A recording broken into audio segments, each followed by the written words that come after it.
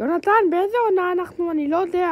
בובי, אני לא יודע באיזה עונה אנחנו. באמת אני לא יודע. בטח כל הזמן חושבים, עונה 3, עונה זה, עונה זה. לא, זה לא עונה 3. כאילו, אני לא יודע אם זה עונה 3 או לא. כי כל הפרקים נמחקו בגלל מישהו שלא השגיח על הערוץ יוטיוב שלו. נו, בובי, לא רוצה לדבר איתך. כל הסרטונים שלי נמחקו.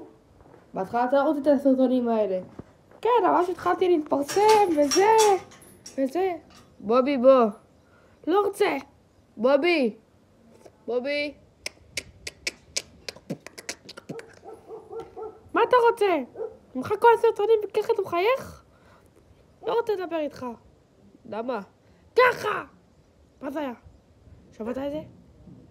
כן, שמעתי.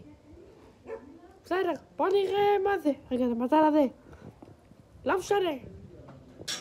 ביי. תירשמו לערוץ וכל הדברים האלה. ביי!